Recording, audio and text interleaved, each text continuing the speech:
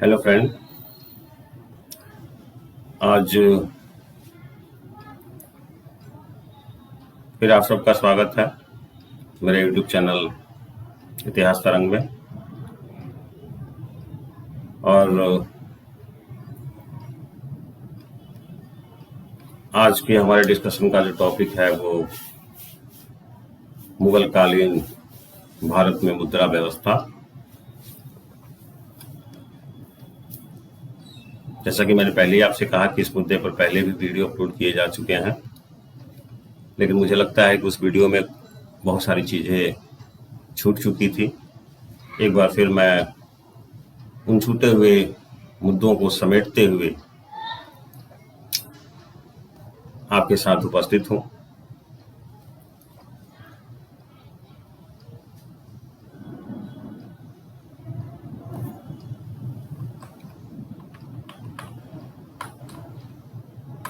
मुगल काल की मुद्रा व्यवस्था पर आज हमारा डिस्कशन होगा। और सभी जानते हैं कि भारत में मुद्रा व्यवस्था मध्यकाल में स्पेशली मुस्लिम शासकों के आगमन के पश्चात प्रारंभ हो चुकी थी, इल्तुतमिश के शासनकाल में। जिस मुद्रा व्यवस्था की शुरुआत इल्तुतमिश के शासनकाल में प्रारंभ हुई थी, वो मुद्रा व्यवस्था मुगलों के आने तक अत्यधिक सुव्यवस्थित हो गई। मुगल काल में जारी की गई इस मुद्रा व्यवस्था को त्रिपदात्मक मुद्रा प्रणाली के नाम से जाना गया है। त्रिपदात्मक इसको इसलिए कहा जाता है क्योंकि इस काल में 3 तरह के सिक्के ढाले जाते थे, या 3 तरह के सिक्कों के ढाले जाने का विवरण हमें मिलता है। सोना, चांदी और तांबा, इन 3 तरह की धातुओं के सिक्के ढाले जाते थे। आइए अब हम देखते हैं विभिन्न शासकों के अंतर्गत जो विभिन्न प्रकार की मुद्राएं ढाली गई हैं या जिसका प्रचलन किया गया है, उसका विवरण क्या है। मुगल काल के विभिन्न शासकों के कालखंड में हम इस चीज का अध्ययन करेंगे। सबसे पहले हम बात करते हैं बाबर के शासनकाल की। मुगल वंश का संस्थापक बाबर था।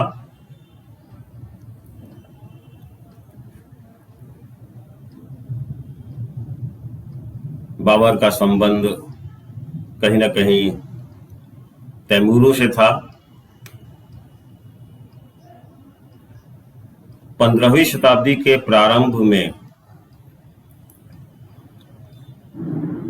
तैमूर वंश का एक प्रसिद्ध शासक हुआ जिसको हम शाहरुख के नाम से जानते हैं। तो शाहरुख नाम का एक प्रसिद्ध शासक तैमूर वंश के अंतर्गत 15वीं शताब्दी में हुआ। उसी शाहरुख नाम के तैमूरी शासक ने शाहरुख नाम का एक सिक्का निकाला जो मध्य एशिया और ईरान में प्रचलित था। शाहरुख की ही तर्ज पर बाबर ने काबुल से चांदी का एक सिक्का चलाया।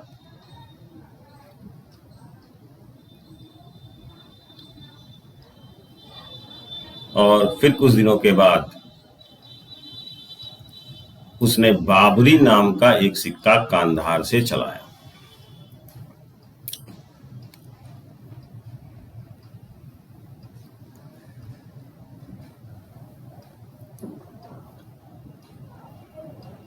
चांदी और तांबे के सिक्के बाबर ने आगरा की टकसाल से 1529 में निकाला। 1526 में जब भारत की सत्ता पर बाबर का आधिपत्य स्थापित हुआ और नया मुगल वंश स्थापित हुआ, तो अपने पूर्व के सिक्कों की भांति उसने आगरा की टकसाल से 1529 में पहली बार सिक्के चलाए। चांदी के भी थे, तांबे के भी थे। बाबर के सिक्कों की जो खास बात थी वो ये थी कि उसके सिक्कों पर सीधी और कलमा लिखा होता था और चारों खलीफाओं के नाम होते थे, और दूसरी तरफ बाबर की उपाधि अल सुल्तान, अल आजम व अल खाकान, अल मुकर्रर जहीरुद्दीन मोहम्मद बाबर बादशाह गाजी अंकित होता था। बहुत लंबी चौड़ी उपाधि है। अल सुल्तान, अल आजम व अल खाकाल, अल मुकर्रर, अल मुकर्रम जहीरुद्दीन मोहम्मद बाबर बादशाह गाजी। ये बाबर के द्वारा जो सिक्के प्रचलित किए गए उन सिक्कों पर एक तरफ लिखा जाता था। ऐसा माना जाता है कि बाबर और हुमायूं से पहले से चली आ रही मुद्रा प्रणाली को ही जारी रखा और उसी के आधार पर सिक्कों पर सिर्फ उन्होंने अपने नाम बदले और अपने नाम के सिक्के चलाए। बाबर के पश्चात हुमायूं मुगल वंश का शासक बनता है, और जैसा कि मैंने अभी आपसे कहा कि हुमायूं के सिक्के भी बाबर की ही भांति थे। अंतर सिर्फ इतना था कि सिक्कों पर बाबर के नाम के स्थान पर हुमायूं का नाम अंकित होता था। मुगल काल के बीच में सूर्यवंश स्थापित होता है हुमायूं के पश्चात, और शेर शाह इस वंश का सर्वाधिक प्रतापी शासक बना। जब हम भारतीय मुद्रा व्यवस्था का इतिहास पढ़ते हैं तो भारतीय मुद्रा व्यवस्था के इतिहास में शेर शाह का जो शासनकाल है वो एक परीक्षण का काल माना जाता है। इतिहासकार विंसेंट स्मिथ लिखते हैं कि शेर शाह को एक ऐसी सुधरी हुई मुद्रा पद्धति को स्थापित करने का सम्मान प्राप्त है जो मुगल काल में चलती रही और ब्रिटिश ईस्ट इंडिया कंपनी के समय में 1835 तक बनी रही, और उसी के द्वारा स्थापित मुद्रा वर्तमान ब्रिटिश मुद्रा का आधार है। ये स्टेटमेंट है प्रसिद्ध अंग्रेज इतिहासकार विंसेंट स्मिथ का। शेर शाह ने अपने शासनकाल में मिली जुली धातुओं के सिक्कों के स्थान पर शुद्ध सोने, चांदी और तांबे के सिक्के प्रचलित किए, जिसका तौल और आकार दोनों निश्चित होता था।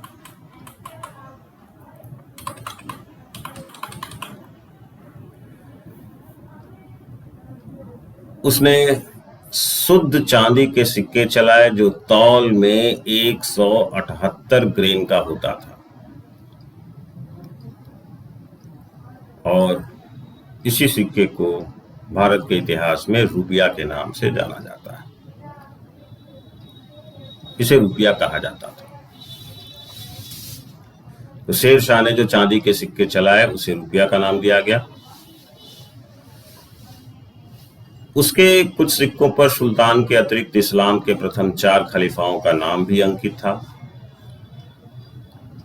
इन चांदी के सिक्कों के अलावा शेर शाह ने तांबे के सिक्कों का भी प्रचलन भारत में किया, और उसे हम पैसा के नाम से जानते हैं।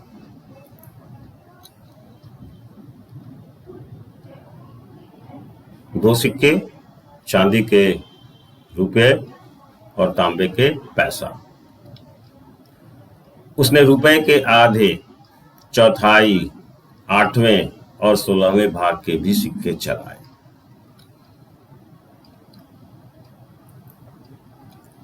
शेर शाह ने सोने के सिक्के भी चलाए, परंतु उसकी संख्या बहुत कम है और ये बहुत प्रचलित, बहुत पॉपुलर या लोकप्रिय नहीं थे। इन सिक्कों को ढालने के लिए शेर शाह ने अपने साम्राज्य के विभिन्न भागों में शाही टकसाल भी स्थापित किए, जहां से सिक्के जारी किए जाते थे। एक प्रकार से उसने ऐसी मुद्रा प्रणाली की स्थापना का प्रयास किया जो बिल्कुल खोट रहित था, जो बिल्कुल दोष रहित था। इसीलिए मुद्रा टंकन के इतिहास में शेर शाह का स्थान अत्यंत महत्वपूर्ण है। यहाँ डायग्राम से आप समझ सकते हैं कि शेरशाह के शासनकाल में जो चलाए गए दो प्रमुख सिक्के थे, जिसको रुपया हम कहते हैं, जिसको हम पैसा कहते हैं, चांदी का सिक्का, एक तांबे का सिक्का। उसका डायग्राम आप देखकर समझ सकते हैं कि किस प्रकार की वो मुद्राएं थी। चांदी की मुद्रा हमें गोल दिख रही है, पैसा एक बहुत गोल शेप नहीं है, अंडाकार शेप भी है। शेरशाह के पश्चात फिर से शासन की बागडोर मुगल शासकों के हाथों में आती है और अकबर मुगल राजवंश का बादशाह घोषित होता है। मुगल कालीन सिक्कों के विकास में अकबर ने विशिष्ट भूमिका का निर्वहन किया। प्रारंभिक चरण में जब उसके हाथों में सत्ता आई तो उसने शेर शाह के शासनकाल के सिक्कों का ही अनुसरण किया।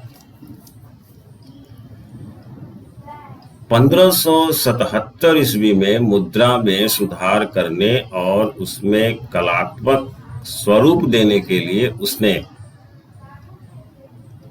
अब्दुशमद को शाही टकसाल का निदेशक नियुक्त किया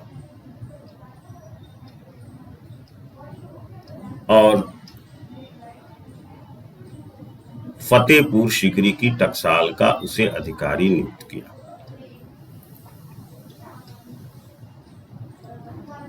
इस क्रम में अकबर ने अन्य जगहों की टकसालों की भी जिम्मेदारी अलग अलग व्यक्तियों को सौंप दी।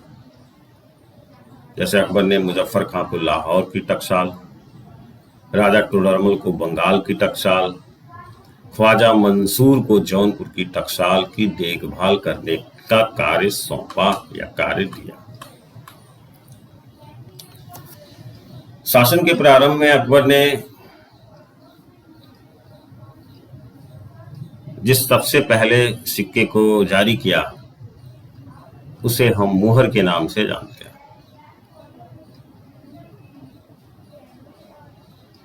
शासन के प्रारंभ में अकबर ने मुहर नाम के एक सोने के सिक्के को चलाया जो 169 ग्रेन वजन का होता था, या जिसका वजन 169 ग्रेन होता था। कुछ इतिहासकारों ने इसी मुहर को असरफी के नाम से भी संबोधित किया है, यानी यही मुहर कहीं कहीं किसी किसी के द्वारा असरफी के नाम से भी जानी जाती थी। एक महत्वपूर्ण बात यह है कि वाणिज्यिक लेन देन में इन सिक्कों का यानी मुहर नाम के सिक्के का प्रयोग नहीं होता था। अकबर के शासनकाल की प्रमुख पुस्तक आईने अकबरी, जिसकी रचना अबुल फजल ने की है, से ज्ञात होता है कि उसने 26 सोने, 9 चांदी और 4 तांबे के सिक्के चलाए, परंतु अभी भी इनमें से कई सिक्के हमें नहीं मिल पाए हैं।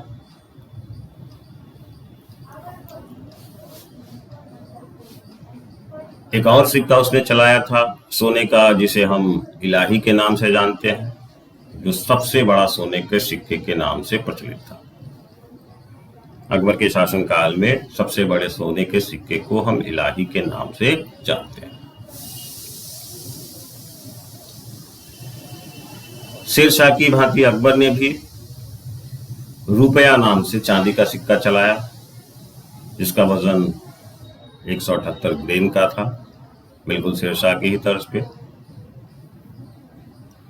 अकबर ने जलाला नाम का भी सिक्का चलाया, या अकबर के शासनकाल में जलाला नाम के सिक्के भी चलाए गए, जो रुपए के मूल्य के बराबर ही था, परंतु खास बात यह थी कि इसका जो आकार होता था वो चौकोर होता था।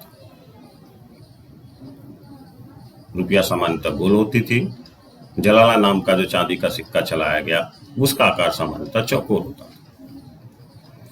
इसके अतिरिक्त दरब, जो आधा रुपया था, चन्न, जो चौथाई रुपया था, पंडाउ जो रुपये का 5वां भाग था, अष्ठा रुपये का 8वां भाग, 10 रुपये का 10वां भाग, आना रुपये का 16वां भाग तथा सुकी रुपये का 20वां भाग। इस नाम से भी उसने सिक्के प्रचलित किए या सिक्के जारी किए।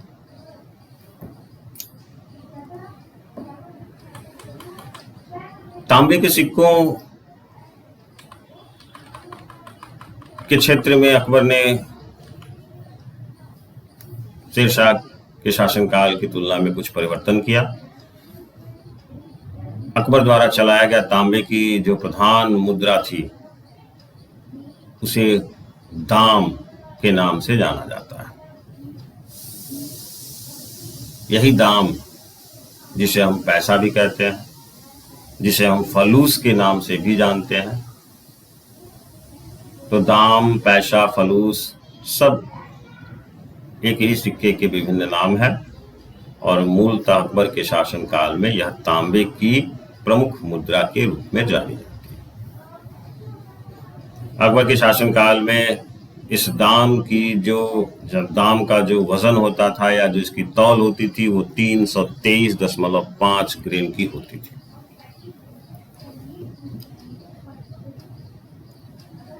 तांबे के सिक्कों में इस दाम के अतिरिक्त और भी कई नाम के सिक्के चलाए गए, जिसमें अघेला यानी आधा दाम, पावला मतलब चौथाई दाम, दमड़ी 8वां भाग दाम का नाम से भी सिक्के निकाले गए। दाम को जब 25 भागों में डिवाइड किया जाता था तो ऐसे सिक्कों को जीतल कहा जाता था।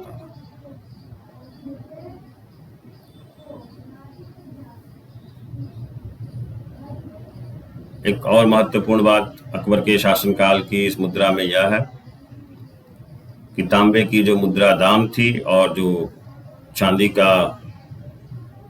की मुद्रा रुपया थी, उन दोनों के बीच एक्सचेंज रेट 1:40 का था, यानी 1 रुपया बराबर 40 दाम। यही चीज तांबे के सिक्के और चांदी के सिक्के के संदर्भ में सल्तनत काल में आपने देखा होगा, वहां एक्सचेंज रेट 1:48 का होता था, लेकिन मुगल काल में एक्सचेंज रेट 1:40 का था, यानी 1 रुपया बराबर 40 दाम। अकबरकालीन जो सिक्के होते थे वो गोल और चौकोर दोनों आकार में थे। उसके सिक्कों पर बादशाह अकबर का नाम, उसकी पदवी, टकसाल का नाम और साम्राज्य अक्षय रहे अंकित रहता था। बाकी के जो सिक्के उसके शासनकाल में निकले, उन सिक्कों पर अल्लाहू अकबर जल्ले जलाल हु अंकित कराया गया।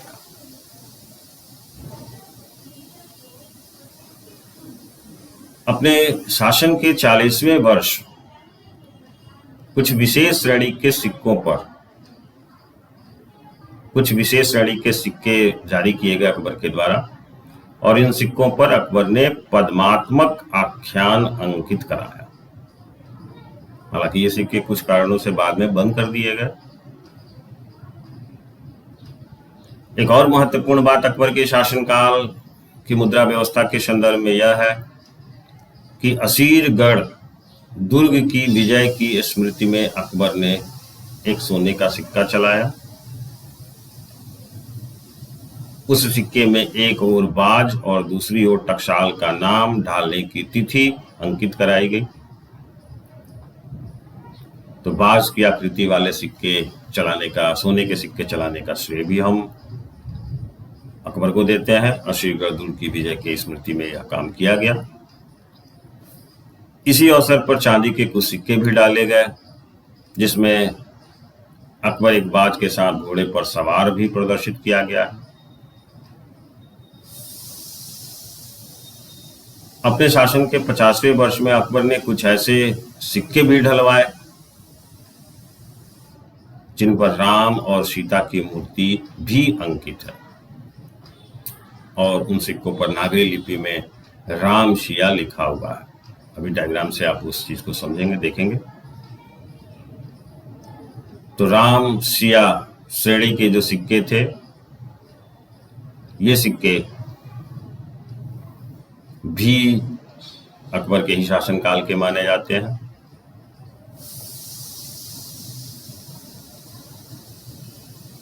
मूलतः रामसिया श्रेणी के जो सिक्के हैं वो चांदी के हैं और बहुत रेयर सिक्के हैं ये। डॉक्टर परमेश्वरी लाल गुप्ता के अनुसार आगरा से एक अन्य सिक्का चलाया गया जिसकी एक तरफ बत्तख अंकित किया गया था।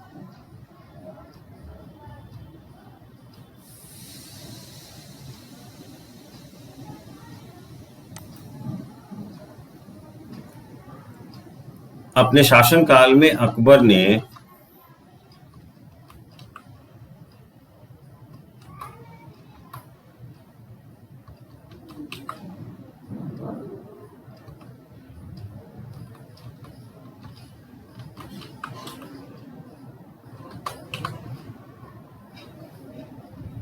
सोने के सिक्के ढालने के लिए मात्र 4 स्थान सीमित कर दिए थे। मतलब 4 स्थानों से ही उसके शासनकाल में सोने के सिक्के ढाले जा सकते थे। फतेहपुर सीकरी, राजमहल जो बंगाल में है, अहमदाबाद जो गुजरात में है और काबुल जो आज जानते हैं आप अफगानिस्तान में है।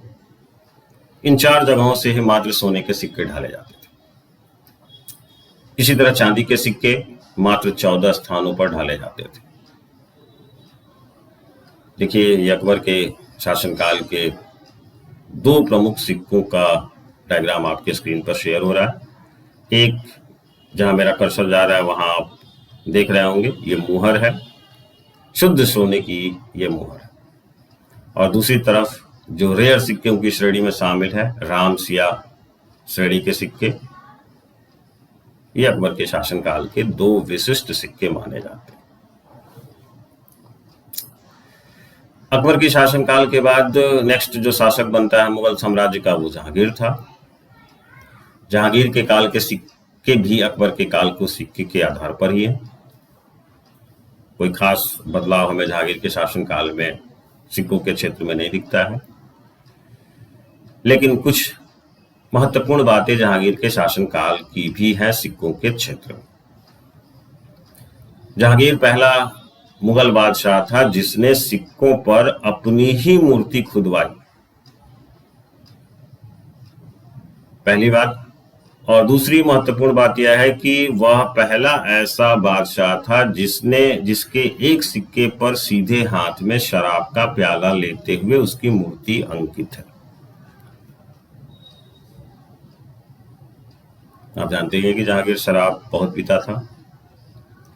सिक्कों पर भी उसने कुछ इसी तरह की तस्वीर अंकित करवा दी थी। उसके कुछ सिक्कों पर उसकी अर्ध प्रतिमा का पार्श्व चित्र भी अंकित है। उसके शासनकाल में जो नवीन सिक्के जारी हुए, उन सिक्कों में एक सिक्का बहुत पॉपुलर था, निशार। ये 1 रुपये का 1/4 भाग होता था। निशार नाम का यह सिक्का जहांगीर ने चलाया। इसके अतिरिक्त 2 और सिक्कों को चलाने का श्रेय भी हम देते हैं जहांगीर को। नरबशा और खैर काबुल नाम के सिक्के भी उसने चलाए। ये भी चांदी के ही सिक्के थे। खास बात यह है कि जहांगीर के शासनकाल में सिक्कों के भार में 20% की वृद्धि कर दी गई। मतलब जितने वजन का मुगल शासक अकबर के शासनकाल में सिक्के जारी होते थे, उसमें से 20% वेट बढ़ा दिया गया। और इस तरह से सोने के सिक्के 202 ग्रेन के बनने लगे और चांदी के सिक्के 212 ग्रेन के बनने लगे जहांगीर के शासनकाल में। सिंहासन पर आसीन होने के उपरांत जहांगीर ने एक सोने की मुहर भी चलाई थी जिस पर अकबर का चित्र अंकित था। और लास्ट में जहांगीर के शासनकाल में कुछ ऐसे सिक्के भी मिलते हैं जिस पर राशि चक्र भी हमें दिखाई पड़ता है। जहांगीर के एक सिक्के पर राशि चक्र भी मिलता है। जागीर के पश्चात शाहजहां शासक बना। शाहजहां ने भी जागीर की भांति अकबर की ही मुद्रा प्रणाली को जारी रखा, किंतु दोनों ने सिक्कों पर अपना नाम अवश्य खुदवा लिया। अकबर की जगह पे जहांगीर के शासनकाल में जहांगीर नाम खुदवाया गया, शाहजहां के शासनकाल में शाहजहां नाम खुदवाया गया। शाहजहां के भी कुछ सिक्के ऐसे मिलते हैं जिन पर पदात्मक आख्यान अंकित है, बाकी और कोई खास परिवर्तन उसके शासनकाल में नहीं हुआ। औरंगजेब का जब पीरियड आता है तो औरंगजेब के शासनकाल में पहले से प्रचलित मुद्रा व्यवस्था में थोड़ा बहुत परिवर्तन होता है और रुपए में 5/8% की वृद्धि कर दी जाती है। मुगल साम्राज्य के पतन तक यह प्रणाली जारी रहती है। औरंगजेब ने सिंहासरूढ़ होने के पश्चात सिक्कों पर कलमा अंकित होने की प्रथा को बंद कर दिया। मुगल काल में बाबर के जमाने से ही सिक्कों पर कलमा अंकित होता था।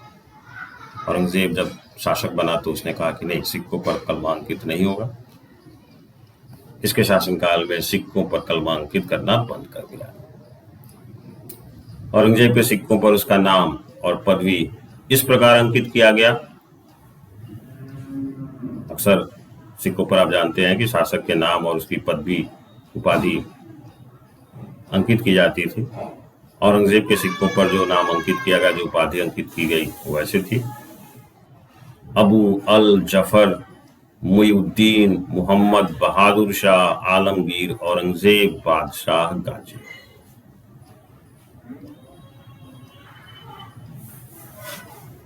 अकबर के शासनकाल के अंतिम वर्षों के भी कुछ ऐसे सिक्के मिलते हैं जिस पर मीर अब्दुल बाकी साहबाई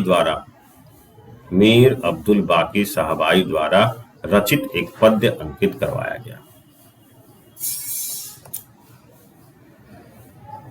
तो ये तो थे कुछ सिक्के जो मुगलकालीन शासकों के शासनकाल में जारी हुए।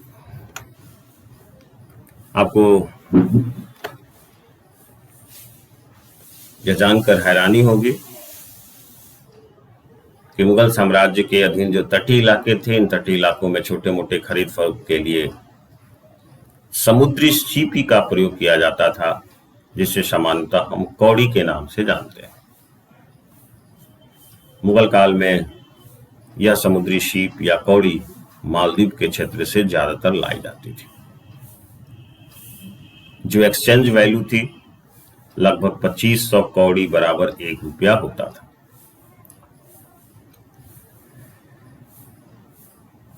मुगल साम्राज्य के अलग अलग क्षेत्रों में चांदी के रुपए के अलावा अन्य प्रकार के सिक्के भी उपयोग में लाए जाते थे।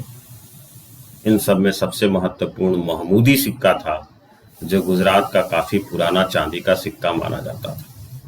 महमूदी सिक्का गुजरात में मुगल शासन की स्थापना के बावजूद या गुजरात पर मुगलों का आधिपत्य होने के बावजूद इसकी ढलाई जारी रही और वहां के वाणिज्यिक लेन देन में इस महमूदी सिक्के का प्रयोग होता रहा। भारत के दक्षिणी राज्यों में विजयनगर साम्राज्य में हूण या पगोडा नाम के सोने के सिक्के चला करता था, जो विजयनगर के विघटन के बाद बीजापुर और गोलकुंडा के राज्यों में भी प्रचलित रहा।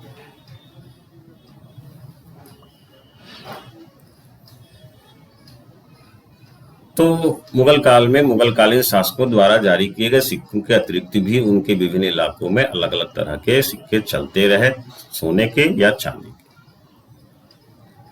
सिक्कों के लिए सामान्यतः इस काल में सोने चांदी अधिकांशतः पूर्वी अफ्रीका से आयात किए जाते थे।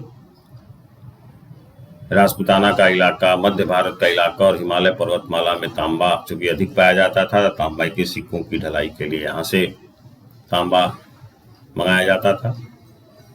मुगल काल में टकसालें केंद्रीय नियंत्रण में हुआ करती थी, लेकिन ढलाई के क्षेत्र में मुख्य बात यह थी कि कोई भी व्यक्ति चांदी ले जाकर सिक्के ढलवा सकता था। सिक्के ढलवाने का शुल्क ढाले हुए सिक्कों का लगभग 5 से 6% होता था। यह चुकाने पर ही आप कह सकते हैं कि कोई भी व्यक्ति चांदी का सिक्का ढलवा सकता था। एक और खास बात यह थी कि जारी किए गए वर्ष के बाद के वर्षों में सिक्के का मूल्य कुछ घट जाता था। सिक्के के मूल्य से कुछ खास राशि काट ली जाती थी। अगर कोई सिक्का 1 वर्ष से अधिक प्रचलन में रहा तो 3% काटा जाता था, और यदि यह 2 वर्ष से ज्यादा पुराना होता था तो 5% की कटौती की जाती थी। थोड़ा टकसाल के बारे में भी जान लें। मुगल काल में टकसाल देश के विभिन्न शहरों जैसे आगरा, फतेहपुर सीकरी, राजमहल, अहमदाबाद, इलाहाबाद, दिल्ली, काबुल, पटना, लाहौर, मुल्तान और कश्मीर में थे। टकसाल के प्रमुख अधिकारी को दरोगा कहा जाता था। हालांकि इसका पूरा नाम दरोगा ए दारुल जर्ग होता था, और उसकी सहायता के लिए बहुत सारे अधीनस्थ कर्मचारी और कारीगर भी होते थे।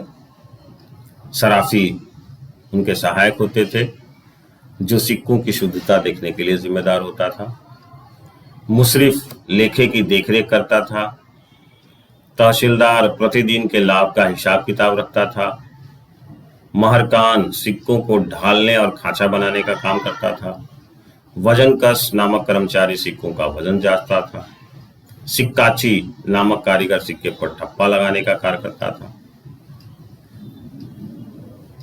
अबुल फजल ने आईने अकबरी में टकसालों की एक सूची दी है, जिसके अनुसार 42 टकसालों में तांबे के सिक्के, 14 टकसालों में चांदी के सिक्के और 4 टकसालों में सोने के सिक्के ढाले जाते थे।